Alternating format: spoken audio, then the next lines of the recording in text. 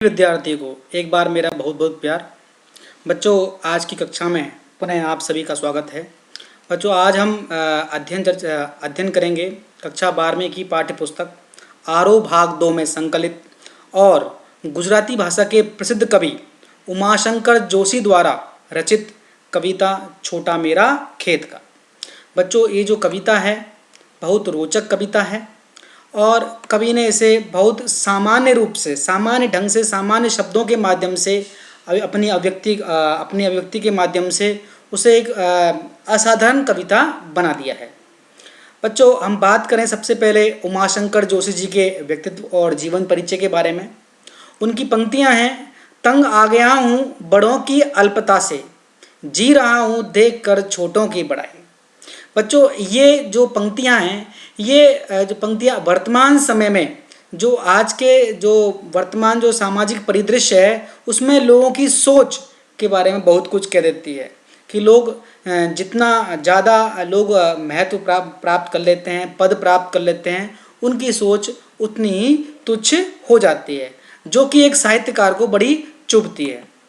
बच्चों, हम बात करें इनके परिचय के बारे में। इनका जन्म सन 1911 में गुजरात में हुआ और इनकी जो रचनाएं हैं विश्व शांति, गंगोत्री, निशीथ, प्राचीना, आतिथ्य, वसंत वर्षा, महाप्रस्थान और अभिज्ञा, ये सारे एकांकी हैं, एक अंक के नाटक हैं। सापना भारा और शहीद ये कहानियां हैं। श्रावणी, मेणो और विषामो ये उपन्यास हैं। पार कांजण्या निबंध है। गोष्ठी, उगाड़ी बारी, क्लांत कवि, महारा सोनेट, स्वप्न प्रयाण ये सब संपादकीय लेख हैं, संपादन हैं।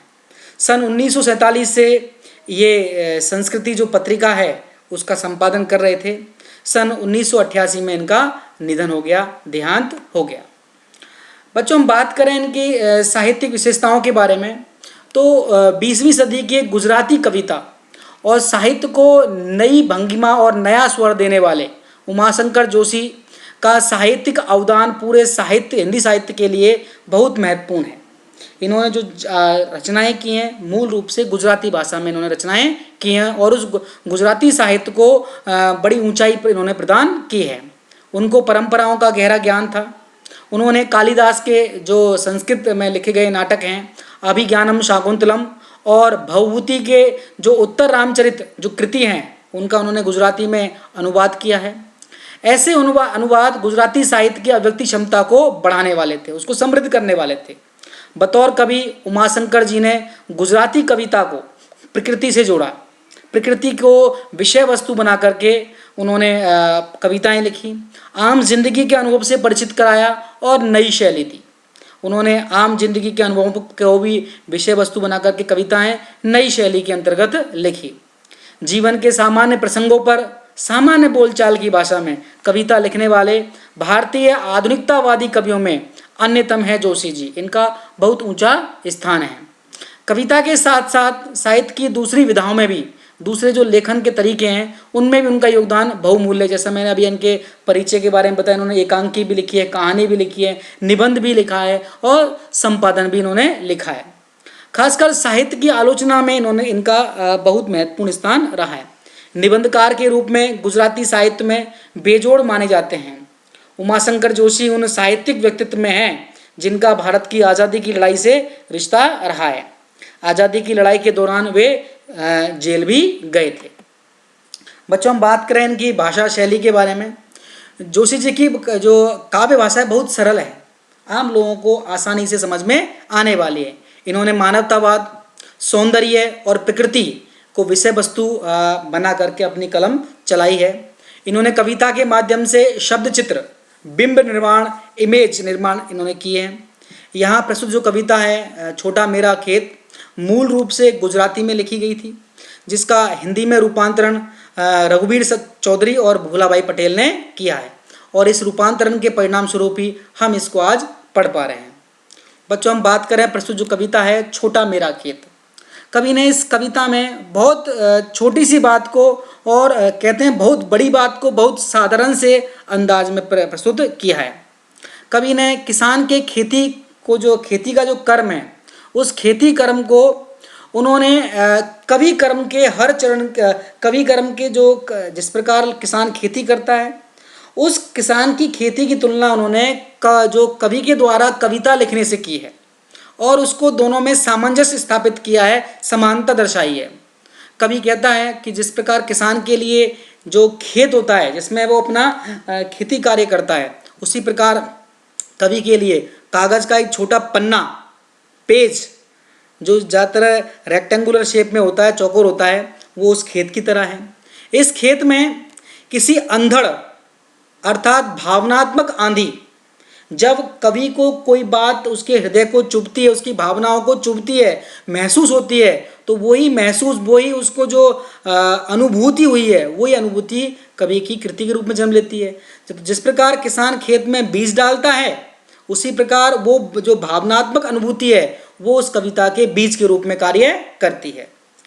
इसी के बाद में तो वो बीज जब बो दिया है, और ये जो भावनात्मक आंधी है, वो जो अनुभूति कवि को हमेशा होती रहती है, लेकिन कई बार ऐसी अनुभूति हो जाती है जो किसी पर्टिकुलर या विशेष कृति को जन्म दे जाती है।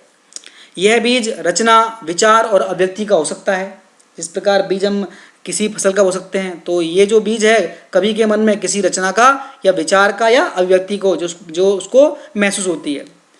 और ये जो कल्पना का बीज है जो कवि के मन में प्रस्फुटित हुआ है, ये जो बीज है, ये जो भावनात्मक आंधी का जो बीज था, अब कवि की कल्पना का जो सहारा लेकर के विकसित होता है। जिस प्रकार खेत में हम बीज डालते हैं, उसमें हम बहुत सारे खाद और जो रसायन डालते हैं, उससे वो विकसित होता है। तो यहाँ जो रसायन है वो कल्पना, जो कवि की जो कल्पनाएं हैं, और अंततः जो कृति है एक पूर्ण स्वरूप ग्रहण कर लेती है। कब? जब उस कविता के जो भावनात्मक आंधी थी वो कवि के हृदय में एक बीज बनकर लगी, कल्पना के सहारे वो विकसित हुई और धीरे धीरे उसमें शब्दों के अंकुर फूटे, और शब्दों के अंकुर फूटने के बाद वो जो कृति का रूप ले लेती है, रचना बन जाती है। तो कवि कहते हैं कि जो कृषि कर्म के लिहाज से जो पुष्पित और पल्लवित होने की अवस्था है, खेत में कवि ने, जो किसान ने बीज डाला, अंकुरित हुआ और उसमें फूल और फल लग गए, उसी प्रकार तो ये जो फूल और फल लगने की अवस्था है वो कवि के लिए क्या है? जब कृति पूर्ण रूप धारण कर लेती है तो वो पुष्पित और पल्लवित होने की अवस्था है। साहित्यिक कृति से जो अलौकिक रसधारा फूटती है, आनंद की प्राप्ति होती है पाठकगण को, श्रोतागण को, स्वयं कवि को भी, और तो वह उस क्षण में होने वाली रोपाई का ही परिणाम होता है। रोपाई मतलब बुवाई, और वो बुवाई क्या थी कि जब कवि के हृदय को कोई भावनात्मक आंधी ने उसके हृदय को छू लिया था। और यह रसधारा है अनंत काल तक चलती है। जो हम खेत में जो पुष्प और फल प्राप्त कर रहे हैं वो सीमित समय के लिए, लेकिन कवि की जो काव्य रचना है वो अनंत काल तक लोग बार बार पढ़ते हैं। और जो खेत में पैदा होने वाला जो अनाज है कुछ समय बाद समाप्त हो जाता है, किंतु साहित्य का रस कभी समाप्त नहीं होता। साहित्यकार कहते हैं कि जो उत्तम काव्य होता है, उत्तम जो साहित्य होता है वो कालजयी होता है, काल पर विजय प्राप्त करने वाला, काल का उस पर असर नहीं होता और लोग उसको बार बार पढ़ते हैं। इसलिए जो कवि की जो कृति है वो अनंत काल के लिए रस प्रदान करती है पाठकों को।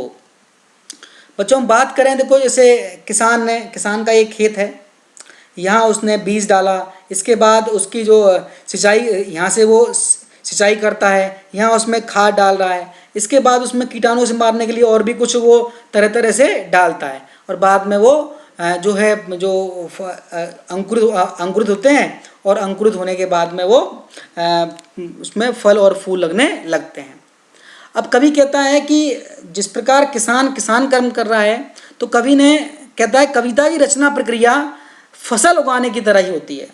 सबसे पहले कवि के मन में भावनात्मक आवेग उमड़ता है जो बीज का कार्य कर रहा है, फिर वह भाव क्षण विशेष जो वह भाव है क्षण विशेष में रूप ग्रहण कर लेता है, एक पल में ही बीज उसके अंदर जो हृदय में समा जाता है।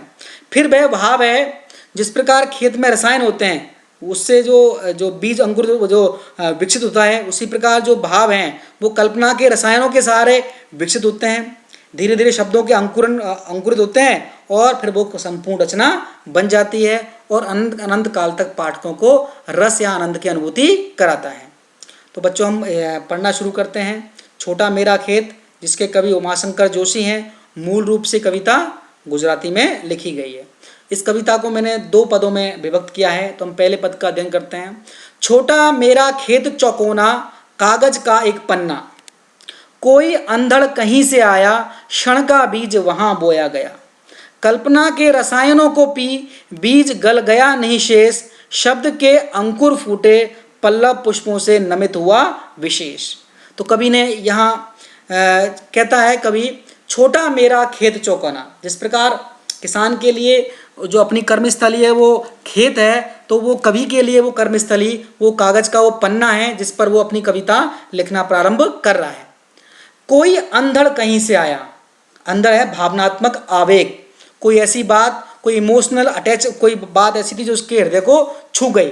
तो वो अंधड़ ने क्या किया, भावना, जो अंधड़ क्या है वो भावनात्मक कोई आवेग है, कोई इमोशंस हैं जो उसके कवि के हृदय को जिसने छुआ है, और उस आवेग ने ही कवि के हृदय में उस कृति का बीज बो दिया है। क्षण का बीज वहाँ बोया गया, एक पल में ही उस कविता का बीज वहाँ पे बो दिया गया।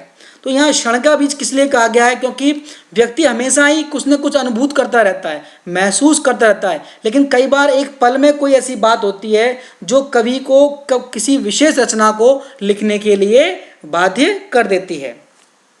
कल्पना के रसायनों को पी, रसायन क्या होते हैं, मैन्योर जो होते हैं, फर्टिलाइजर होते हैं। तो जिस प्रकार वो लोग जो मैन्योर और फर्टिलाइजर हैं वो खेत में बीज को अंकुरित करने में, विकसित करने में सहायता करते हैं, तो यहाँ जो कविता के जो बीज हैं उसको विकसित करने में कवि की कल्पना है, वो रसायन का काम कर रही है, उसको विकसित कर रही है। बीज गल गया नहीं शेष।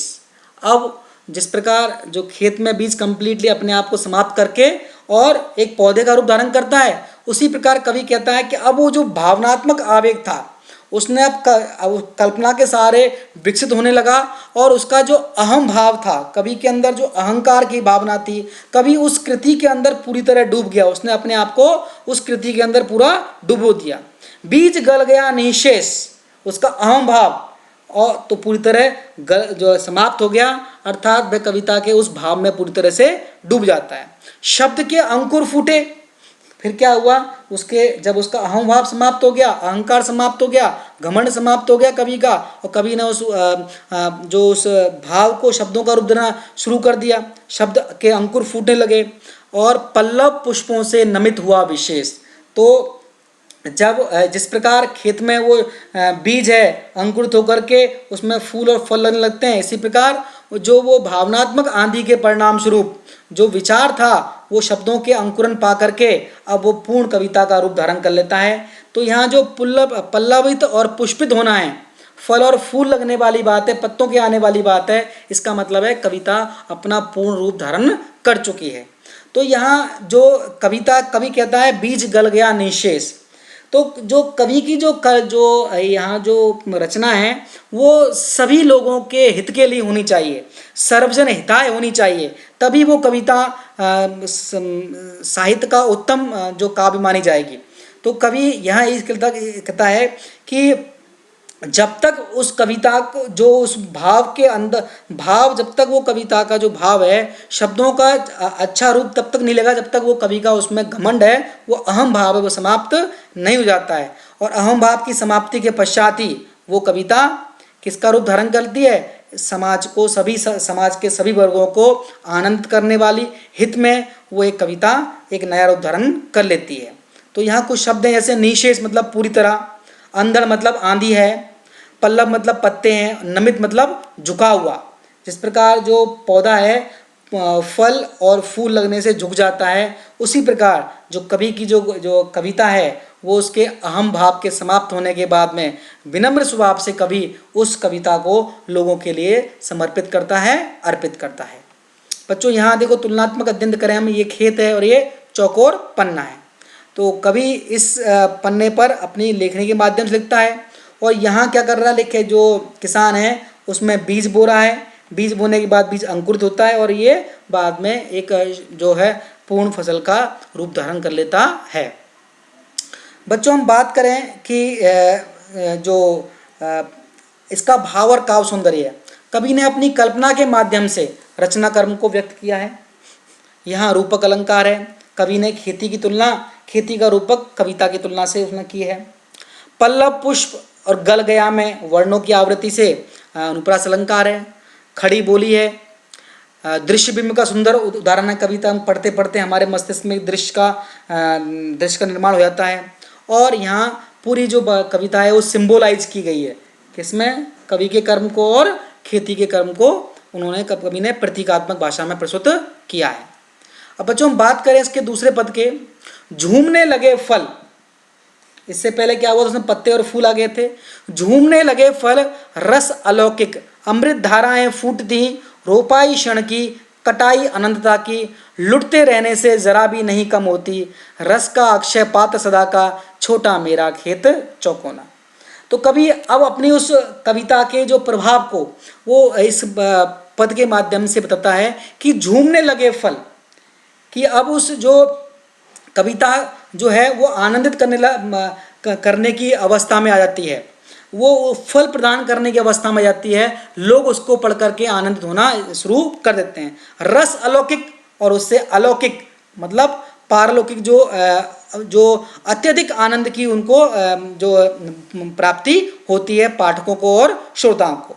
अमृत धाराएं फूटती, और उस कविता से जो कविता बहुत क्षण भर के आवेग के परिणाम स्वरूप रची गई थी, वो कविता है लोगों को आनंदित करने का कार्य करती हैं, अमृत के समान लोगों को रस प्रदान कर रही हैं।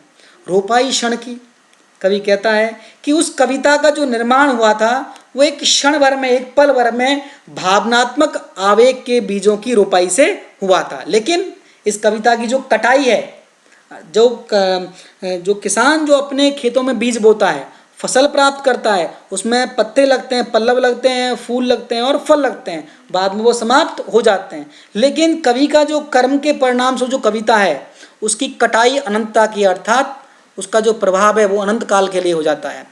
लुटते रहने से जरा भी कम नहीं होती। उस कविता को आप कितना भी लूटिए, कितना भी पाठक वर्ग पढ़े, कितना भी आनंद लोग प्राप्त करें, लोग जब उसको बार बार पढ़ते हैं तो बार बार उसको आनंद की प्राप्ति होती है। तो उसकी जो कटाई है, उसका जो आनंद है, उसका जो प्रभाव है वो अनंत काल के लिए बन जाता है। रस का अक्षय पात्र सदा का, अब जो कविता है वो रस के अक्षय पात्र की समान हो जाती है। अक्षय मतलब जो कभी समाप्त ना हो।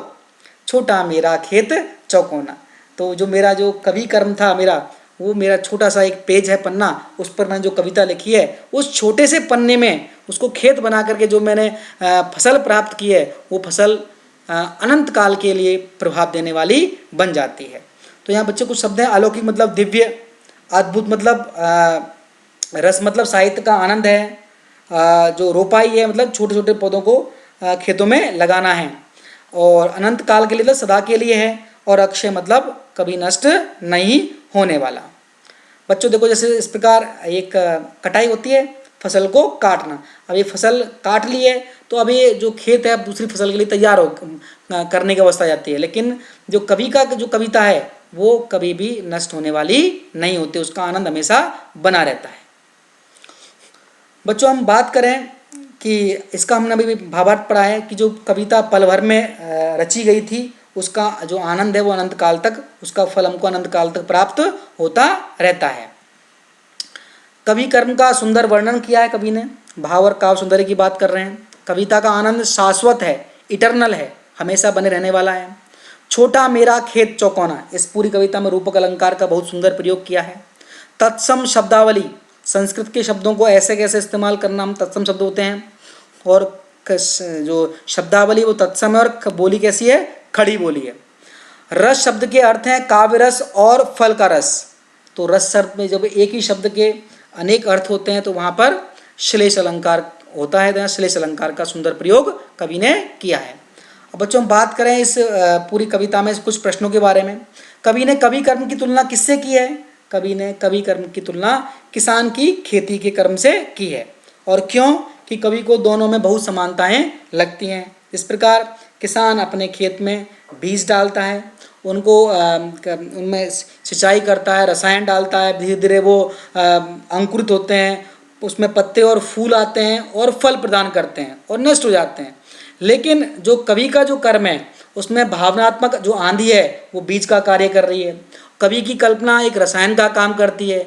धीरे धीरे कवि उस रचना में डूब जाता है, अपने घमंड को समाप्त करके, अपना पूरी तरह गल करके उसके अंदर घुस करके उसमें धीरे धीरे शब्दों के अंकुर फूटने लगते हैं। शब्दों के माध्यम से वो धीरे धीरे एक रचना का रूप ले लेती है, जो रचना सर्वजन हिताय है, सभी लोगों के हित में होती है। तो यहाँ कवि ने इस प्रकार की तुलना की है। लेकिन जो कवि की जो कविता है उसका जो प्रभाव है वो अनंत काल के लिए होता है। खेती अगर कागज है तो बीज अक्षय का विचार है। फिर पल्लव और पुष्प क्या है, पत्ते और फूल लगना क्या है, ये कविता के लिहाज से जब कविता अपना पूर्ण रूप धारण कर लेती है तो इसका मतलब वो पल्लवित और पुष्पित होने की अवस्था मानी जाती है। मूल विचार को क्षण का बीज क्यों कहा गया है, उसका रूप परिवर्तन किन रसायनों से होता है। पहली बात, मूल क्षण का बीज क्यों कहा गया है, क्योंकि जो व्यक्ति भावना का पुतला है वो हमेशा कुछ न कुछ अनुभूत करता ही रहता है, लेकिन उस पल में उसने क्या अनुभूत किया और वही पल उस विशेष कविता के रचना का आधार बनता है, इसलिए उसे क्षण का बीज कहा गया है। और उसका रूप परिवर्तन किससे होता है, वो जो क्षण का बीज है वो कवि की कल्पनाओं के रसायनों को पी करके कल्पना के सहारे वो विकसित होता है। लुटते रहने से भी क्या कम नहीं होता है, लुटते रहने से भी जो कवि की कविता का आनंद है, वो प्रभाव है, वो समाप्त नहीं होता, क्योंकि पाठक बार बार उसको पढ़ता है, नए नए उसमें वो अर्थ निकालता है और नए सिरे से वो आनंद की प्राप्ति करता है। रस का अक्षय पात्र किसे कहा गया है, रस का अक्षय पात्र उस काव्य को कहा गया है, उस कविता से प्राप्त आनंद को कहा गया है, क्योंकि उस कविता से प्राप्त आनंद है वो कभी समाप्त नहीं होता, वो अनंत काल के लिए होता है, वो चिरकाल के लिए होता है, क्योंकि लोग पढ़ करके बार बार उसको पढ़ते हैं और बार बार आनंद प्राप्त करते हैं। बच्चों, मुझे उम्मीद है आपको इस वीडियो के माध्यम से जो मैंने इस कविता का आपको भावार्थ, शब्दार्थ और जो इसके काव्य सौंदर्य और भाव सौंदर्य हैं और इसके जो कुछ प्रश्नों को मैंने जो आपके समझाने का प्रयास किया है वो समझ में आया होगा। बच्चों, ये वीडियो आपको कैसा लगा मुझे कमेंट बॉक्स में लिखकर ज़रूर बताइएगा। इस वीडियो को देखने के लिए बच्चों आपको बहुत बहुत धन्यवाद, बहुत बहुत आभार।